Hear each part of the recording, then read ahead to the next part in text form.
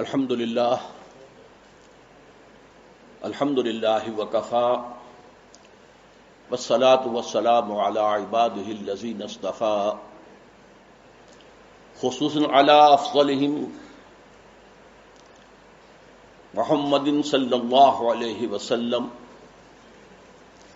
اما بعد فقد قال اللہ تبارک وتعالی کما ورد فی سورۃ النساء.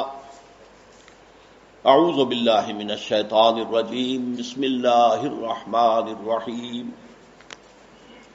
ان الذین یکفرون باللہ ورسلہ ویریدون ان یفرقوا بین اللہ ورسلہ ویقولون نؤمن ببعض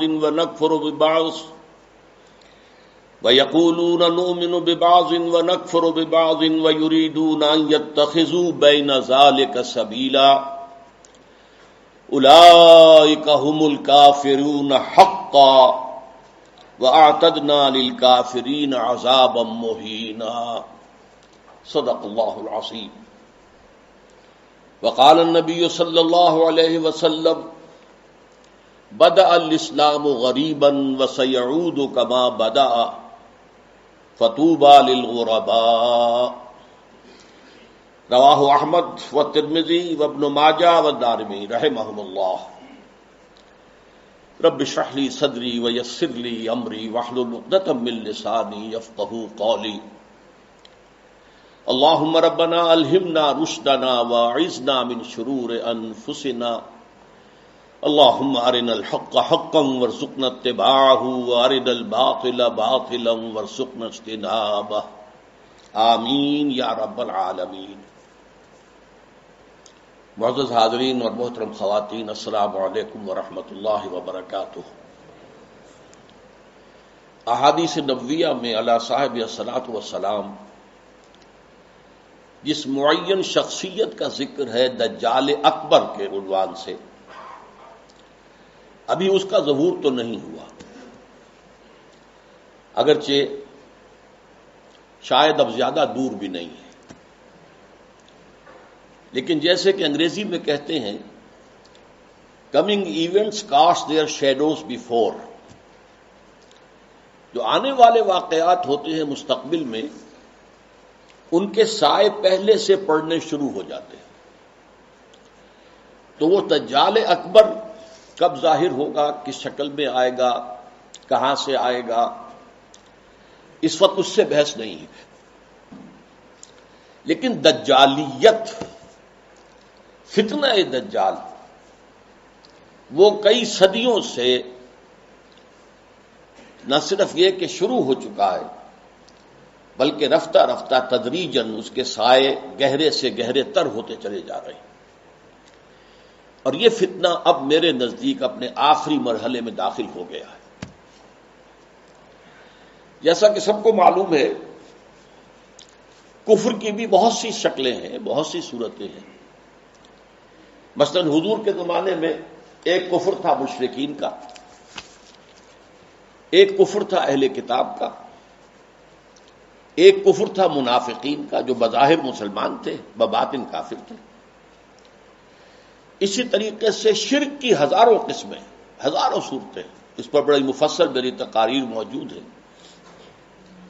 حقیقت و اقسام شرک، اور اس موضوع پر ان کیسٹ سے اتار کر اب یہ سلسلہ مضامین میثاق میں شائع ہو رہا ہے. اسی طریقے سے دجالیت کے بھی بہت سے شیڈز ہیں، بہت سے مراحل ہیں. ان میں جو اس کی ایک خاص صورت ہے کہ جو اس کے آخری مرحلے میں سامنے آ رہی ہے، وہ ہے تفریق بین اللہ والرسل. اللہ اور اس کے رسولوں کے درمیان تفریق کرنا.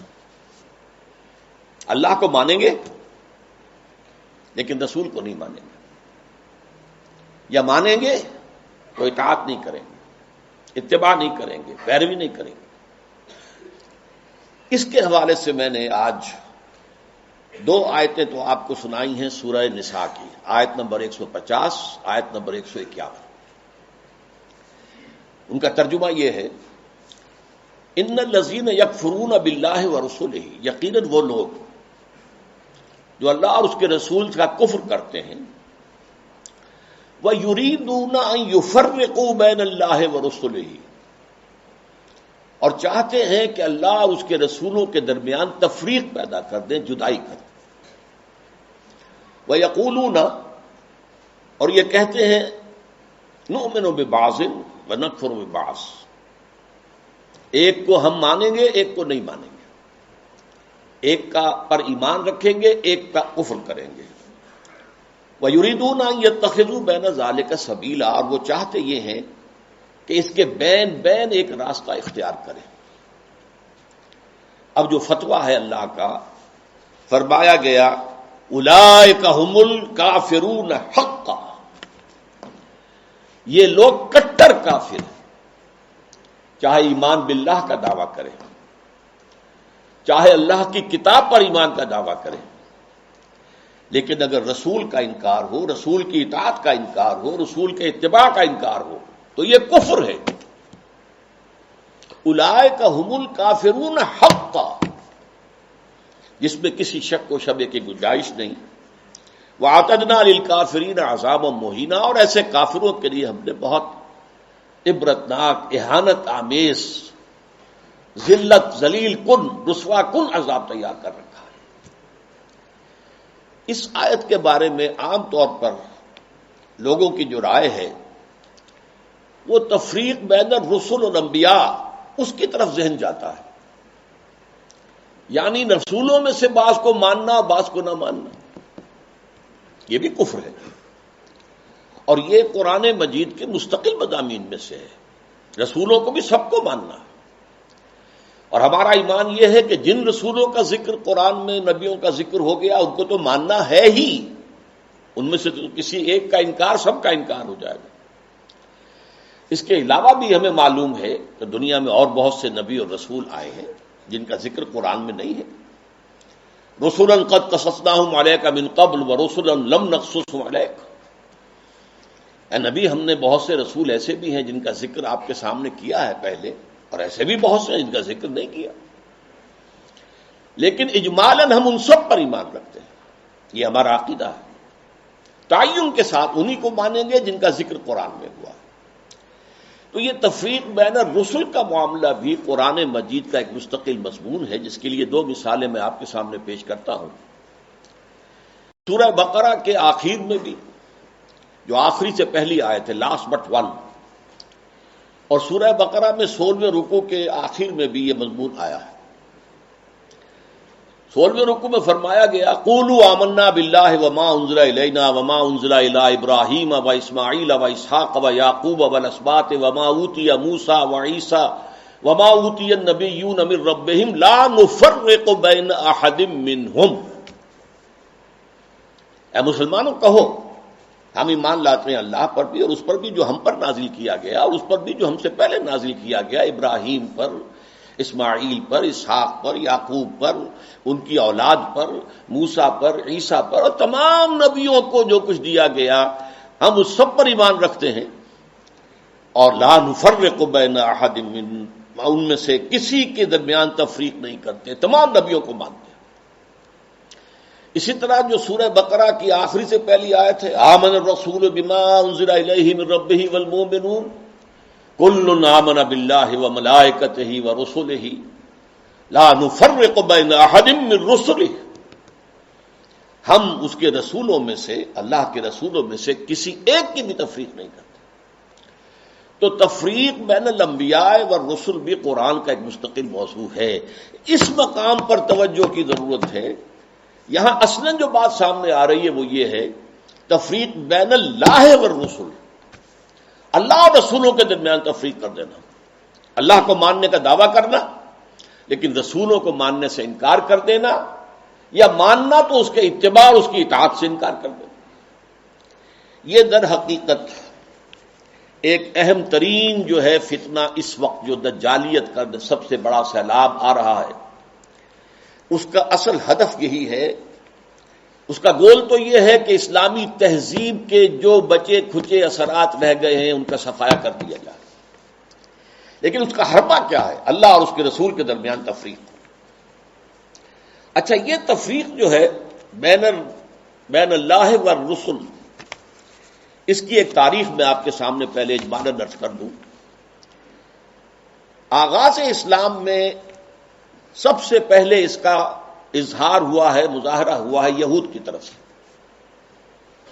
ہم اللہ کو مانتے ہیں، یوم آخر کو مانتے ہیں، ہمیں بھی مسلمان مانو، صاحب ایمان تسلیم کرو۔ یہ جو دوسرا رکوع ہے سورہ بقرہ کا، اس میں اگرچہ منافقین کا تذکرہ بھی ہے، لیکن یہاں اصلاً یہود کا ذکر ہے۔ وَمِنَ النَّاسِ مَن يَقُولُ آمَنَّا بِاللَّهِ وَبِالْيَوْمِ الْآخِرِ وَمَا هُم بِمُؤْمِنِينَ۔ لوگوں میں سے کچھ ایسے بھی ہیں جو کہتے ہیں ہم ایمان رکھتے ہیں اللہ پر بھی، یوم آخر پر بھی، لیکن وہ ہرگز مومن نہیں ہے۔ یخادعون اللہ والذین آمنوا وما یخدعون الا انفسهم وما یشعرون فی قلوبہم مرض فزادہم اللہ مرضا ولہم عذاب علیم بما کانوا یکسبون۔ یہ لوگ جو ہیں کہہ تو رہے ہیں کہ ہم اللہ کو مانتے ہیں، آخرت کو مانتے ہیں، تو ہمیں مانو، صاحب ایمان مانو، مسلمان تسلیم کرو، لیکن وہ ہرگز مومن نہیں ہے۔ وہ دھوکہ دے رہے ہیں اہل ایمان کو اور کوشش کرتے ہیں اللہ کو دھوکہ دینے کی، لیکن یہ کہ انہیں اندازہ نہیں ہے کہ وہ کیا کر رہے ہیں۔ لیکن صاف فرما دیا گیا کہ ان کے لیے عذاب مہین ہے، وَلَهُمْ عَذَابٌ عَلِيمٌ، دردناک عذاب۔ تو یہ یہود کی طرف سے دعوت تھا، اور خاص طور پر جو ابتدائی عہد تھا مدینہ کا، جس میں کہ 16-17 مہینے حضور نے بیت المقدس کی طرف رخ کر کے نماز پڑھی ہے، حضور نے اور صحابہ نے۔ اس وقت خاص طور پر ابھی یہودیوں کے کام کھڑے نہیں ہوئے تھے کہ یہ کوئی نیا دین آ گیا ہے یا یہ کوئی نئی امت کی تاسیس ہو رہی ہے، یہ تو ہمارے ہی قبلے کو کی پیروی کر رہے ہیں۔ اسی سے ہمت پا کر ان کو یہ کہنے کا بھی موقع ہوا کہ ہمیں بھی مانو کہ ہم مسلمان ہیں، مومن ہیں، دیکھو اللہ کو مانتے ہیں، آخرت کو مانتے ہیں، اگر ہم محمد کو نہیں مانتے صلی اللہ علیہ وسلم تو کون سی بڑی بات ہے۔ بہرحال قرآن مجید نے فتویٰ دے دیا کہ یہ کافر ہیں، مومن ہرگز نہیں ہے، دھوکہ دے رہے ہیں، ان کے دلوں میں ایک مرض ہے، تکبر ہے۔ کیوں نہیں مان رہے محمد کو صلی اللہ علیہ وسلم؟ تکبر، اور اس کی وجہ سے اللہ نے ان کے تکبر میں، ان کے مرض میں اضافہ کر دیا ہے۔ وَلَهُمْ عَذَابٌ عَلِيمٌ بِمَا كَانُوا يَكْسِبُونَ، اور ان کے لیے دردناک عذاب ہے بسبب اس کے کہ جو جھوٹ وہ بول رہے ہیں۔ نمبر 2 پر منافقین نے جو شکل اختیار کی، وہ پورے زور دے کر کہتے تھے کہ ہم اے محمد آپ پر ایمان رکھتے ہیں،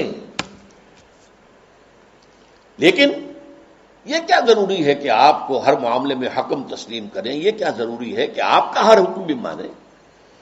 آپ کی رسالت کا کام پورا ہو گیا، آپ نے قرآن لا کر ہمیں اللہ کی کتاب دے دی، اب جو کچھ قرآن میں ہوگا اس کو تو مانیں گے، لیکن یہ کہ آپ کا حکم، آپ کا قول، آپ کا فرمان، آپ کا قانون، یہ کیوں مانیں؟ چنانچہ آپ دیکھیے سورہ منافقون کی پہلی آیت میں سب سے زیادہ شد و بد کے ساتھ وہ ذکر ایمان بالرسول کا کر رہے ہیں۔ اذا جاءك المنافقون قالوا نشهد انك لرسول اللہ۔ اے نبی، جب آپ کے پاس یہ منافق آتے ہیں اور کہتے ہیں کہ ہم گواہ ہیں کہ آپ اللہ کے رسول ہیں، واللہ یعلم انک لرسول، اور اللہ خوب جانتا ہے، اللہ سے بڑھ کر اور کس کو معلوم ہوگا کہ اے محمد آپ اللہ کے رسول ہیں صلی اللہ علیہ وسلم۔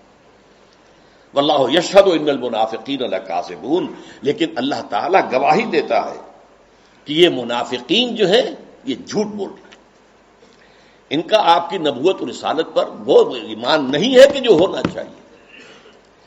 خاص طور پر قتال کے بارے میں انہوں نے یہ کہنا شروع کر دیا تھا کہ یہ تو خود اپنی طرف سے شروع کر دیا ہے محمد نے صلی اللہ علیہ وسلم۔ ابھی قرآن میں تو قتال کا ذکر ہی نہیں آیا، اور وہ کہتے تھے کہ کوئی صورت کیوں نہیں اتری؟ یہ جو چھیڑ چھاڑ مکے والوں سے شروع کر دی ہے، یہ جو ان کے قافلوں کا پیچھا کر رہے ہیں، تعاقب کر رہے ہیں، ان کی ایک پولیٹیکل آئسولیشن اور اکنامک بلاکیٹ کے جو اقدامات کیے یہ تو خود کیے انہوں نے، اس کا اللہ کی کتاب سے تو کوئی تعلق نہیں ہے۔ اسی پر سورہ محمد نازل ہوئی ہے صلی اللہ علیہ وسلم، لیکن یہ جو معاملہ ہے اس پر بھی فرما دیا گیا کہ یہ کفر ہے۔ فلا وربک لا یؤمنون حتی یحکموک فیما شجر بینہم، تو نہیں اے محمد صلی اللہ علیہ وسلم، آپ کے رب کی قسم، یہ ہرگز مومن نہیں ہوں گے جب تک کہ ہر اس معاملے میں جو ان کے درمیان آئے آپ کو آخری حکم تسلیم نہ کریں، اور اس کے بعد جو فیصلہ آپ کر دیں اس پر یسلموا تسلیما، اس کو تسلیم کریں جیسے کہ تسلیم کرنے کا حق ہے. ثم لا یجدوا فی انفسہم حرجا مما قضیت، پھر وہ اپنے سینوں میں تنگی بھی محسوس نہ کریں آپ کے فیصلے پر. یعنی مان تو لیا ہے لیکن سینے کے اندر تنگی ہو رہی. بات یہ غلط ہی ہے، یہ خام خواہ جبرن ماننی پڑ رہی ہے. کیا کریں، مسلمانوں میں اپنے آپ کو شامل کرانا ہی ہے. تو فرمایا کہ اگر یہ اپنے سینوں میں بھی تنگی محسوس کریں گے بظاہر اس قول اور آپ کے فیصلے کو تسلیم کرتے ہوئے، تب بھی یہ مومن نہیں. فلا وربک لا یؤمنون حتی یحکموک فیما شجر بینہم ثم لا یجدوا فی انفسہم حرجا مما قضیت ویسلموا تسلیما. یہ صاف فیصلہ ہے قرآن کا. وما ارسلنا من رسول الا لیطاع باذن اللہ. ہم نے تو رسول جب بھی بھیجا، جو بھی بھیجا، وہ تو اسی لیے بھیجا ہے کہ اس کو اللہ کے حکم سے اس کی اطاعت کی جائے. اچھا، میں to cut a long story short, اب میں آ رہا ہوں اس دور پر جب کہ امت مسلمہ، امت محمد صلی اللہ علیہ وسلم کی عمر کا 1000 سال گزر گیا. الف اول ختم ہوا، الف ثانی کا آغاز ہوا. اس وقت یہ فتنہ بڑے شد و مد سے ہندوستان میں اٹھا. اکبر اعظم، مغل اعظم، اب تو اس کی جو پکچر ہے وہ بھی پاکستان میں آ گئی ہے، درآمد کر لی گئی ہے. مغل اعظم، اکبر اعظم، اس نے جو دین الہی شروع کیا تھا اسے دین اکبری بھی کہہ دیا جاتا ہے، اکبر سے نسبت کی طرف کی وجہ سے. دین الہی اس کا مطلب کیا تھا؟ اللہ کو مانو، باقی رسولوں کے ماننے سے تفرقہ ہوتا. رسولوں کی شریعتیں جدا ہیں. خود قرآن کہتا ہے سورہ مائدہ میں وَلِكُلٍّ جَعَلْنَا مِنْهُمْ شِرْعَةً وَمِنْهَاجًا، ہم نے ہر ایک کے لیے ایک شریعت مقرر کی ہے، ایک منہاج مقرر کیا، ایک طرز عمل اور ایک جو منہج ہے وہ معین کیا. تو جو فرق لوگوں میں آتا ہے وہ رسالت کی وجہ سے آتا ہے. اللہ تو سب کا ایک ہے.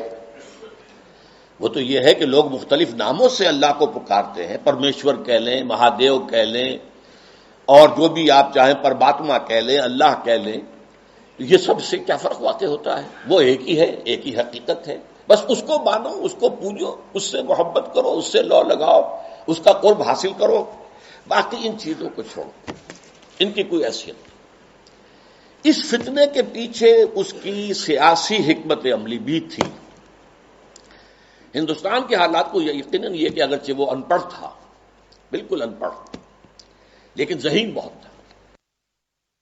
اندازہ کر لیا تھا کہ ہندوستان کا اصل مسئلہ یہی مذہبی تفاوت اور فرق ہے. لہذا کوئی شکل ایسی ہو کہ اس تفرقے کو مٹا دیا جائے، اور اس کی شکل یہ شریعت کا اور رسالت کا تصور جو ہے بیچ میں سے نکال دیا جائے. تو اللہ کے اوپر، اللہ کو رام کہہ لو، رحمان کہہ لو، کیا فرق واقع ہوتا ہے؟ اس سے یہ ہے کہ یکجہتی پیدا ہو جائے گی. ہندو عورتوں سے شادی کی، یہاں تک کہ اس کا جانشین جہانگیر سلیم شہزادہ، وہ بھی ایک ہندو، اجودھا بائی جو ہے اس کے وطن سے پیدا ہوا. ہندوؤں سے شادیاں کی، کئی جو ہیں اس کی رانیاں تھیں. تلک بھی لگا لیتا تھا، بتوں کو بھی پوجا کر لیتا تھا، ڈنڈوت کر دیتا تھا. ہر رانی کے ہاں موجود ہے بت، وہاں گیا تو وہاں بھی اس نے سجدہ کر دیا، یا کم سے کم سر جھکا لیا، ہاتھ جوڑ کے کھڑا ہو گیا. یہ سارا فتنہ اس نے شروع کیا تھا ایک پولیٹیکل وزڈم کے تحت. لیکن اس کی ایک تائید ہو رہی تھی، اور وہ تصوف کے جس میں ہمہ اوست اور وحدت الوجود گڑبڑ ہو گئے تھے. Pantheism and unity of existence, یہ دو چیزیں علیحدہ ہیں، فرق باریک سا ہے. عوام اس فرق کو سمجھنے سے قاصر ہے. یہاں کے تصوف میں یہ دونوں چیزیں گڑبڑ ہو گئی. ہمارے ہاں بھی صوفی شاعر نے کہا ہے نا، مسجد مندر ہکڑو نور. یہ سرائے کے علاقے کے بہت بڑے صوفی، مسجد میں اور مندر میں ایک ہی نور ہے. نور تو ایک ہی ہے. رام کہہ لو، رحمان کہہ لو، کیا فرق پڑتا؟ آپ کے لاہور میں مزار ہے کس کا؟ مادھو لال حسین. اب یہ مادھو لال ہندو نام، حسین کا اس کے اندر لاحقہ لگا دیا. تو یہ تصوف جو ہے، یہ اور اکبر کی حکمت عملی نے مل کر ایک اتنا بڑا فتنہ شروع کیا کہ محمد کی شریعت اور محمد کی رسالت کا دور ختم ہو گیا صلی اللہ علیہ وسلم. وہ 1000 سال کے لیے تھا، کیونکہ قرآن مجید میں 2 جگہ یہ بات آئی ہے کہ اللہ کا ایک دن تمہارے حساب سے 1000 سال کا بنتا ہے.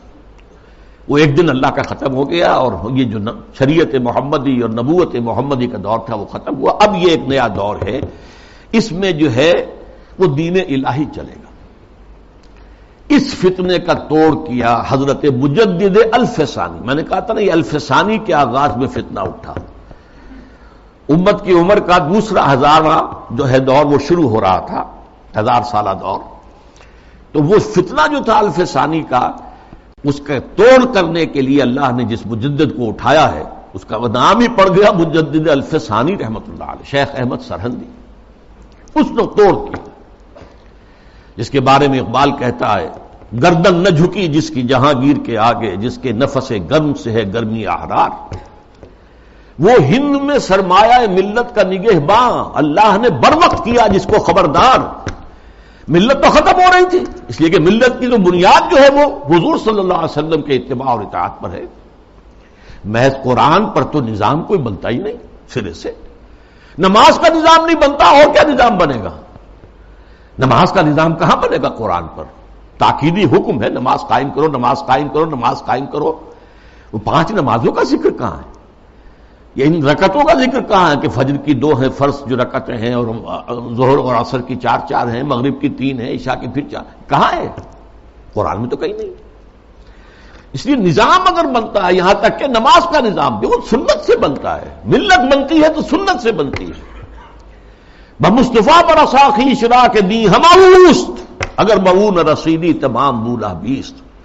اپنے آپ کو مصطفیٰ صلی اللہ علیہ وسلم کے قدموں تک پہنچا دو کہ دین تو نام ہی ان کا ہے. بہت صحیح بات ہے.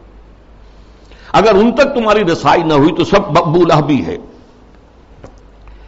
یہی فتنہ پھر 19ویں صدی میں سامنے آیا ہے. اب یہ ایک ہندو کے ذریعے سے آیا. راجا رام موہن رائے بہت بڑا عالم تھا، فارسی کا، عربی کا، اردو کا، ہندی تو اس کی زبان تھی. اور ہندوؤں میں جو احیاء ہوا ہے ان کا قومی سطح پر، وہ جن اشخاص کا مرہون منت ہے ان میں بہت بڑے مقام پر راجا رام موہن رائے ہے.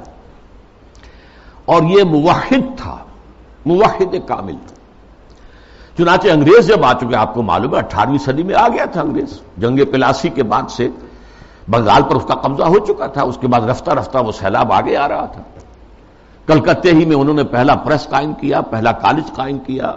انجیلیں اردو میں ترجمہ کر کے، مقامی زبانوں میں ترجمہ کر کر کے لاکھوں کی تعداد میں پھیلا دی. اس فتنے میں مسلمان جو نہیں بہے اس کے ایک اور بھی اسباب ہیں اللہ کے فضل و کرم سے، لیکن ایک بہت بڑا ذریعہ راجا رام موہن رائے بنا.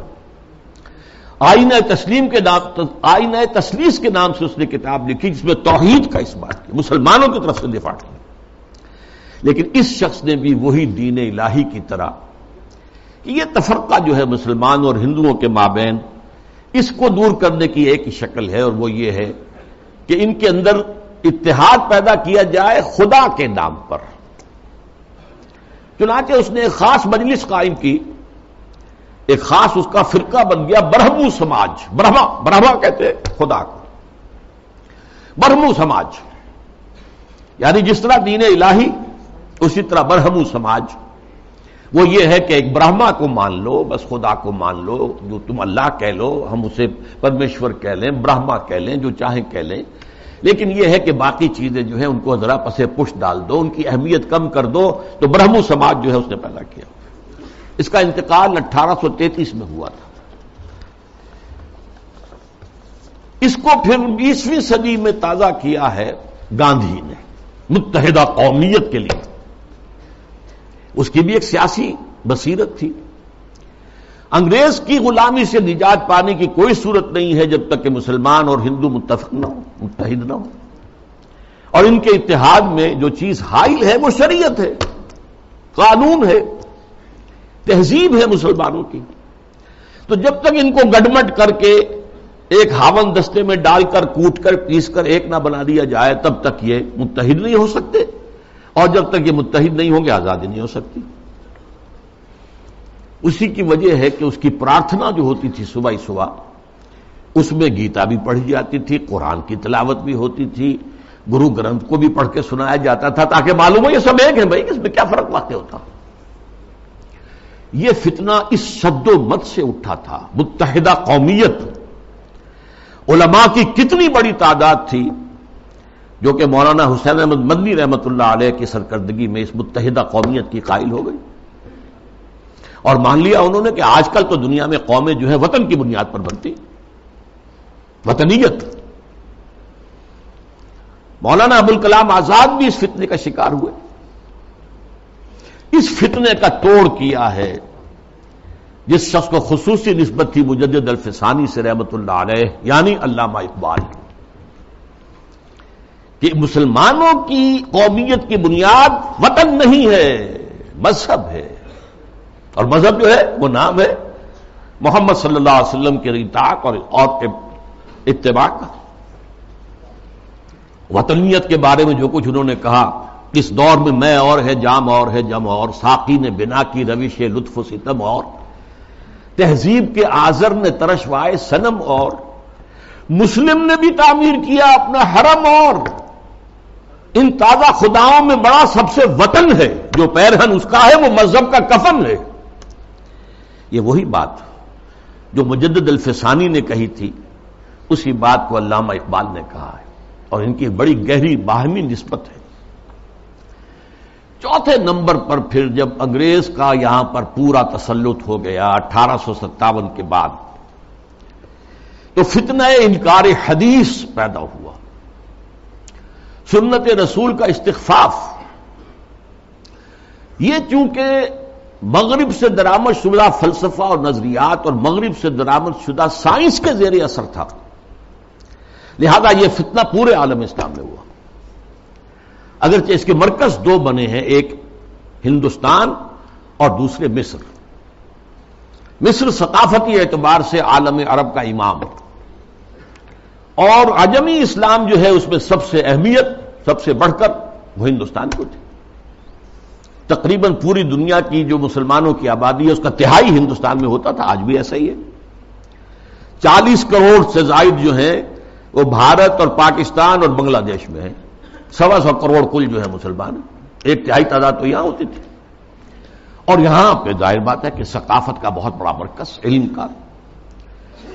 اس میں جو آغاز ہوا سر سید احمد خان سر خیل، اس کے بعد یہ کہ یہاں بھی علماء، اور علماء بھی جو اہل حدیث تھے، وہ اس کا شکار ہوئے۔ مولانا عبداللہ چکڑالوی، چکڑالہ یہ چکوال کے قریب ہے، وہاں کے بہت بڑے عالم اہل حدیث، وہ اسی فتنہ انکار حدیث میں مبتلا ہوئے، پھیلایا انہوں نے بڑے پیمانے پر۔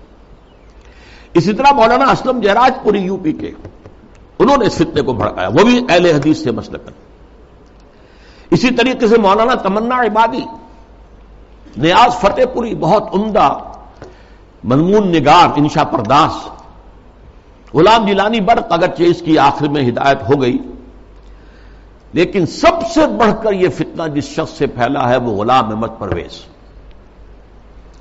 اس کا لکھنے کا اسلوب بھی بڑا اچھا تھا، دلکش تھا، تقریر کا اسلوب بھی بہت اچھا تھا اور دلکش تھا۔ اور یہ جان لیجئے فتنہ وہی شخص برپا کر سکتا ہے جس میں صلاحیت ہوتی ہے۔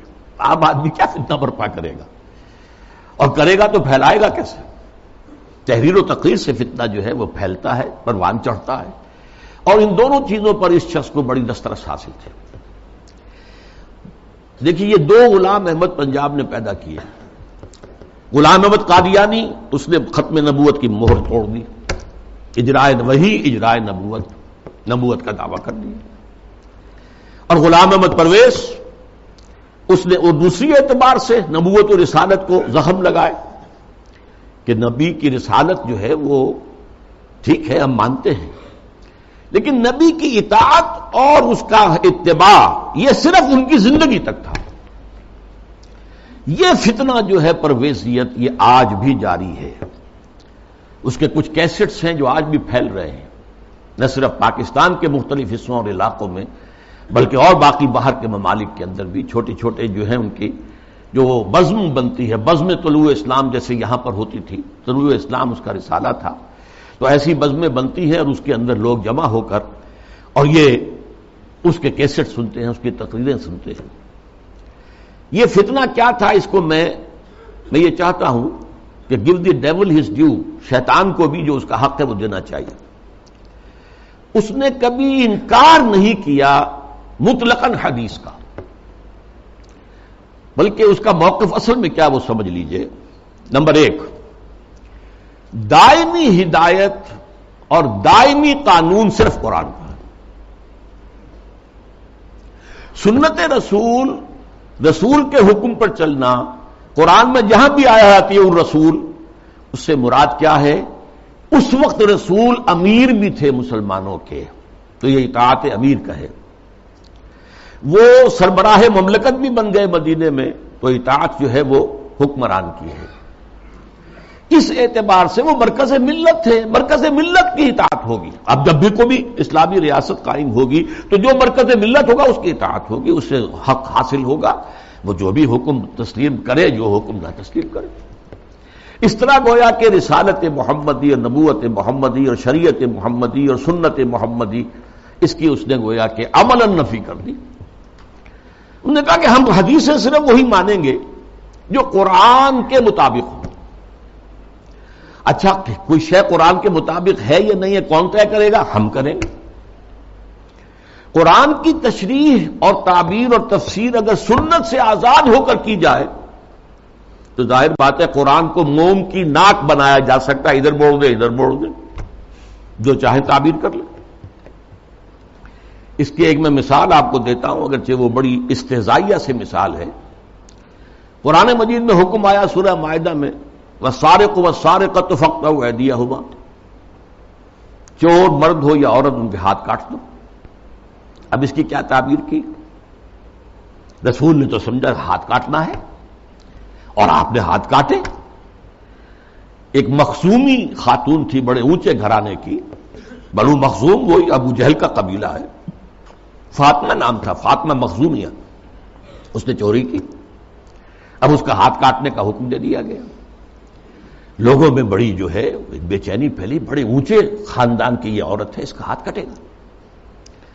اور تو کسی کو جو ہے لب کشائی کی ہمت نہیں تھی. حضرت انس حضور کے خادم خاص تھے، ان کو ذریعہ بنایا کہ حضور یہ اونچے خاندان کی عورت ہے، خاندان کی ناک کٹ جائے گی، آپ اس میں نرمی کیجیے. حضور نے سخت غصے کا، غضب کا اظہار کیا. اے انس، تم سے پہلی جو امتیں برباد ہوئیں اسی لیے ہوئیں کہ جب اونچی قسم کے لوگ، اونچے لیول کے لوگ جرم کرتے تھے انہیں چھوڑ دیا جاتا تھا، اور عوام اور غریب لوگ جرم کرتے تھے تو انہیں سزا دی جاتی تھی. خدا کی قسم اگر فاطمہ بنت محمد بھی چوری کرے گی، معاذ اللہ ثم معاذ اللہ ثم معاذ اللہ، رضی اللہ تعالی عنہا وصلی اللہ علیہ وسلم، تو اس کا بھی ہاتھ کاٹا جائے. اب اس کی تعبیر پرویز صاحب کیا کرتے ہیں؟ ان کا ہاتھ کاٹ دو مطلب ایسا معاشرہ، ایسا معاشی نظام بنا دو کہ چوری کی ضرورت ہی نہ رہے. جیسے محاورے میں کہتے ہیں نا، والدین کسی مسئلے میں اپنے بیٹے سے، بھائی تم نے تمہارے ہاتھ کاٹ دیے، یعنی یہ کہ تم نے تو ایسا قدم اٹھا لیا کہ اب ہم کچھ کر ہی نہیں سکتے. یہ گویا کہ اس محاورے پر لے آیا. ان کے ہاتھ کاٹ دو یعنی ایسا ماحول پیدا کر دو، ایسا سوشلسٹ نظام برپا کر دو کہ جس میں ہر ایک شخص کی ضرورت پوری ہو رہی ہے تو کہا کو چوری کرے گا. یہ ہاتھ کاٹ دو کا مفہوم ہے، یہ نہیں ہے، یہ تو مولویوں نے بنا لیا ہے، اور یہ غلط تصور ہے کہ ہاتھ کاٹے جائیں. حالانکہ ڈھٹائی کا یہ عالم ہے کہ اسی آیت میں آگے فرمایا گیا ہے جزاء بما کسبا نکالا من اللہ، یہ در حقیقت ان کے کرتوت کا بدلہ ہے. تو گویا کہ ان کے کرتوتوں کا بدلہ یہ ہے کہ ایسا نظام قائم کرو، یہ ان کے کرتوتوں کا بدلہ ہے. نکالن، اور عبرت ہے لوگوں کے لیے اللہ کی طرف سے. اللہ عبرت کیسے ہوگی؟ کیا اس اعلیٰ نظام سے عبرت پیدا ہوگی؟ قرآن مجید اپنی حفاظت کرتا ہے. لا یاتیہ الباطل من بین یدیہ ولا من خلفہ، قرآن مجید کے اوپر کوئی باطل حملہ آور نہیں ہو سکتا، نہ سامنے سے نہ پیچھے سے. بہرحال یہ اس کا موقف تھا، اور یہ موقف آج بہت بڑے پیمانے پر ہمارے جو جدید تعلیم یافتہ لوگ ہیں ان میں موجود ہے. ان کے ہاں بھی یہ پہلا موقع تھا کہ درس قرآن کے نام سے محفل ہوتی تھی، اور وہ مخلوط محفل ہوتی تھی، مرد بھی اور خواتین اور نوجوان لڑکیاں بھی، اور وہ بے پردگی کے ساتھ۔ اب جو صورتحال ہے، یہ فتنہ جو ہے بہت شد و بد اور بہت بڑے پیمانے پر اور بڑی پشت پناہی کے ساتھ مغرب کے زیر اثر، اور دجال جو اس وقت ہے، دجاجلہ میں سے ایک بہت بڑا دجال جو ہے امریکہ، اور شخصی طور پر بش، اس کی ریشہ دوانی اور اس کی پشت پناہی اور اس کی تائید اور اس کی مدد سے جو فتنہ اٹھ رہا ہے، اس کا ہدف کیا ہے؟ اسلامی تہذیب کی بیخکنی کرنا، اور اس کا حربہ کیا ہے؟ تفریق بین اللہ والرسل۔ اللہ کو مانو، قرآن کو مانو اور اس کی من مانی تعبیر کرو، رسولوں کو چھوڑو، رسول کی بات کو چھوڑو۔ وہ تھے تو اپنے وقت کے لیے تھے، ایک وقتی کلچر انہوں نے پیدا کر دیا تھا، ایک وقتی نظام پیدا کر دیا تھا، وہ لوگوں کی اس وقت کی ذہنی سطح کے مطابق تھا، اس وقت کے ماحول کے مطابق تھا، یہ کوئی مستقل اور دائمی شے نہیں۔ حربہ یہ ہے۔ اس ضمن میں اب میں ذرا تھوڑا سا تاریخی پس منظر بیان کروں۔ دیکھیے اس وقت جو ہے شیطان لعین اور اس کے سب سے بڑے ایجنٹ کے ذریعے سے دجالیت جو مرحلہ وار آگے بڑھی ہے، اس موضوع پر میں تقریر اسی جگہ پر کر چکا ہوں 22 فروری 2004 کو، 2.25 سال پہلے، موجودہ عالمی حالات میں اسلام کا مستقبل کے عنوان سے۔ سب سے پہلی دجالیت جو آئی دنیا میں، وہ ریاست اور سیاست کے میدان میں آئی، سیکولرزم کے عنوان سے۔ مذہب کو، خدا کو، خدائی ہدایت کو، خدائی احکام کو، آسمانی ہدایت کو پرے کر دو ریاست سے۔ ریاست، قانون، یہ انسانوں کا کام ہے بنانا۔ ہیومن ساورنٹی، پاپولر ساورنٹی، عوام خود حاکم ہیں، وہ اپنے نمائندوں کے ذریعے سے جو چاہیں گے قانون بنائیں گے۔ رکھ دو، اللہ کو مسجد میں بند کرو اور خدا کو جو ہے جہاں چاہو بند کر دو، ہمارے ایوان حکومت میں نہیں آئے گا، ہمارے قانون ساز ادارے میں وہ نہیں آئے گا، حاکمیت اس کی نہیں ہے، حاکمیت عوام کی۔ یہ دجالیت کا یہ سب سے بڑا وار، سب سے پہلا چیز ہی سب سے اہم بھی ہوتی ہے، اور یہ گلوبل ہو چکی ہے پوری دنیا میں، پوری دنیا۔ واقعہ یہ ہے کہ اللہ کے خلاف، خدا کے خلاف اس سے بڑی بغاوت آج تک نہیں ہوئی۔ اس سے پہلے کیا ہوتا تھا؟ ایک بڑے خدا کو ماننے کے ساتھ چھوٹے چھوٹے خدا بھی مان لیے، بس شرک ہوتا تھا۔ لیکن خدا کو اس طرح انسانی معاملات اور خاص طور پر ظاہر بات ہے ریاست اور سیاست اور قانون، یہی تو سب سے بڑی چیزیں ہوتی، ان سے بے دخل کر دینا خدا کا، یہ اس دور میں ہوا۔ نمبر 2 دور آیا معیشت کا۔ معیشت کی بنیاد انٹرسٹ بیسڈ کیپٹلزم پر کر کے، آسمانی شریعتوں کے نزدیک سب سے بڑا گناہ جو ہے عمل میں، وہ سود ہے۔ عقائد میں شرک ناقابل معافی، ان اللہ لا یغفر ان یشرک بہ ویغفر ما دون ذلک لمن یشاء۔ اعمال میں سود، جس پر اللہ اس کے رسول کی طرف سے اعلان جنگ ہے، وہ سود مرکزی شے بن گیا معیشت کی۔ بینکنگ، انٹرسٹ، کیپٹلزم، یہ بھی گلوبل ہو چکا ہے فتنہ، پوری دنیا، مسلم غیر مسلم، مشرقی مغربی، سب ہر جگہ۔ اب تیسرا وار جو آ رہا ہے یا شروع ہو چکا ہے کافی بڑے پیمانے پر، اور مغرب اور اس کے زیر اثر جو دوسرے ممالک ہیں ان کے اندر تو وہی آ چکا ہے پورے طور پر۔ ابھی عالم اسلام میں پورے طور سے نہیں آیا ہے، جس کے لیے بڑی ایک منظم سازش کے ساتھ بڑی جد و جہد ہو رہی ہے۔ وہ کیا ہے؟ شرم و حیا، عفت و عصمت کے تصورات اور ستر و حجاب کے قوانین اور ضابطوں کے خلاف، اس سے آزاد تہذیب اور معاشرت۔ جیسا کہ میں نے عرض کیا، یہ شرم و حیا، عصمت و عفت کے تصورات، کہ یہ بھی کوئی بڑی اعلیٰ قدر ہے، ستر و حجاب یہ بھی کوئی احکام ہے، ان سب کی نفی اسلامی تہذیب کو اس وقت سب سے بڑا چیلنج اس سے ہے، اس لیے کہ یہ اسلامی تہذیب کا بنیادی نقطہ ہے، اہم ترین ہے۔ اس ضمن میں دیکھیے، سب سے پہلے امریکہ میں ان کے جو تھنک ٹینکس ہوتے ہیں، بڑے بڑے مفکر ہوتے ہیں، تھنکرز ہوتے ہیں، وہ چیزیں لکھتے ہیں اور وہ گویا کہ ایک طرح کی رہنمائی ہوتی ہے حکومت کے لیے۔ سیموئل پی ہنٹنگٹن نے لکھی کتاب، بلکہ مقالہ، تہذیبوں کا ٹکراؤ۔ اب ہمارا اصل معاملہ ہماری تہذیب کا مسلم تہذیب سے ٹکراؤ ہے، تہذیبوں کا ٹکراؤ، کلیش آف سویلائزیشنز۔ اور اس میں اس نے تجزیہ کیا، یہ چیزیں پہلے بھی بیان ہوئی ہیں، لیکن اس وقت ایک خاص موضوع کے تحت میں ترتیب کے ساتھ ان چیزوں کو لا رہا ہوں۔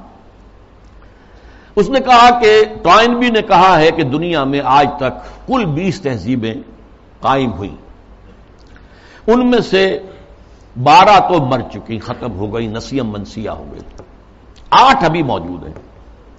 ایک ہماری مغربی تہذیب ہے، 7 اور ہیں۔ ان 7 میں سے بھی 5 تو ایسی ہیں جنہیں ہم آسانی سے ایسیمیلیٹ کر سکتے ہیں۔ انڈین سویلائزیشن آسانی سے ایسیمیلیٹ ہو گئی، وہی کلچر، وہی تہذیب، وہی بے پردگی، وہی اریانی پہلے بھی تھی اب بھی آ گئی، وہی ناچ گانا وہ پہلے بھی تھا اب اور زیادہ ہو گیا، لہذا تہذیبی ٹکراؤ وہاں تو ہے ہی نہیں۔ تو دو جو تہذیبیں ہیں وہ ہمارے لیے چیلنج ہیں، وہ لوہے کے چنے ہیں، انہیں چبانے میں وقت لگے گا۔ ایک مسلم سویلائزیشن اور ایک کنفیوشین سویلائزیشن۔ کنفیوشین سویلائزیشن کے بارے میں تو میں اس وقت نہیں سمجھا تھا کہ یہ کیا واقعی کوئی چین کے اندر یا اس کے آس پاس کے ممالک میں جو بدھ مت کے پیروکار شمار ہوتے ہیں، کوئی واقعی کوئی تہذیب کنفیوشس کے حوالے سے ہے۔ ابھی حال ہی میں نیوز ویک کا ایک پرچہ چھپا ہے جس کا مین مضمون تھا کنفیوشس کا احیاء، ریوائول۔ تو یہ ہو رہا ہے چین میں اس وقت۔ لیکن یہ کہ اصل ہمارا جو مطلب ہے اس وقت ہمارا موضوع ہے وہ مسلم سویلائزیشن ہے، اس نے اسے بھی شمار کیا ہے کہ یہ بھی ہمارے لیے بہت بڑا چیلنج۔ اب ذرا اسلامی تہذیب کا ایک تاریخی جائزہ، شرم و حیا، عفت و عصمت اور ستر و حجاب کے احکام پر مبنی اسلامی تہذیب، اس کا ایک تاریخی جائزہ۔ دیکھیے نبی اکرم صلی اللہ علیہ وسلم نے فرمایا تھا، وہ حدیث میں نے شروع میں آپ کو سنائی ہے، بدا الاسلام غریبا وسیعود کما بدا۔ اسلام کا آغاز جب ہوا ہے تو وہ بہت اجنبی سا تھا، نامانوس، لوگ سمجھتے نہیں تھے یہ کیا نئی باتیں ہیں۔ پھر اس کے بعد اسلام کے غلبے کا دور آ گیا، جب غالب ہو جائے تو سبھی دوست بن جاتے ہیں، جو بھی طاقتور ہے اس کو تو سبھی دوست ہیں، لہذا بہت سب لوگ جو ہیں اس کا علم لے کر کھڑے ہو گئے۔ لیکن ان قریب اسلام غریب ہو جائے گا، پھر اجنبی ہو جائے گا۔ تو جو لوگ اسلام کی اجنبیت میں اس کا ساتھ دیں اور خود بھی اجنبی ہو جائیں، ان کے لیے مبارکباد ہے، تہنیت ہے کہ وہ زمانے کا ساتھ نہ دیں، اسلام کا ساتھ دیں۔ چاہے کہا جائے کہ یہ بڑے فنڈامنٹلسٹ ہیں، یہ بڑے کٹ ملا ہیں، یہ بڑے دقیانوسی ہیں، یہ بڑے تنگ نظر ہیں، یہ بڑے رجت پسند ہیں، جو چاہے کہیں، لیکن جو اسلام کے ساتھ چمٹے رہیں گے ان کے لیے فطوبیٰ للغرباء۔ اب اس کا تاریخی تجزیہ کیا ہے؟ دیکھیے، اسلام پر اجنبیت کا پہلا پردہ یا پہلا سایہ تو پڑ گیا خلافت راشدہ کے فوراً بعد۔ حکومت و ریاست کے میدان میں امرہم شورا بینہم کے بعد ختم ہوئی اور ملوکیت، شہنشاہیت کا آغاز ہو گیا۔ اب اس کی تفصیل میں اس وقت نہیں جاؤں گا۔ بنو امیہ، بنو عباس، پھر اس کے بعد جو بادشاہتیں بنی، مغلوں کی حکومت، صفویوں کی حکومت، ترکوں کی حکومتیں، یہ تھی، یہ وہاں پر وہ خلافت کی بنیادی بات یہ نہیں تھی کہ چنو اپنے میں سے بہترین کو اور پھر اس کا حوالے کرو۔ ان اللہ یامرکم ان تؤدوا الامانات الی اہلہا، جو اہل ہو ان کے ذمہ داریاں جو ہیں ان کے ذمہ لگاؤ۔ اس کو ختم کر دیا گیا۔ اب جس کی لاٹھی اس کی بھینس، بنی امیہ کی طاقت زیادہ ہے، عصبیت شدید ہے، لہذا وہ آئے، انہوں نے حکومت قائم کر لی۔ تو یہ پہلا دور تھا اجنبیت کا، پہلا پردہ پڑا اسلام پر۔ دوسرا پردہ کچھ عرصے کے بعد جب ملوکیت نے خوب پنجے گاڑ لیے، مضبوطی ہو گئی اور ملوکیت شہنشاہیت میں تبدیل ہو گئی، یہ دور بنو عباس ہے۔ اس میں معیشت کے میدان میں بھی آ گیا معاملہ۔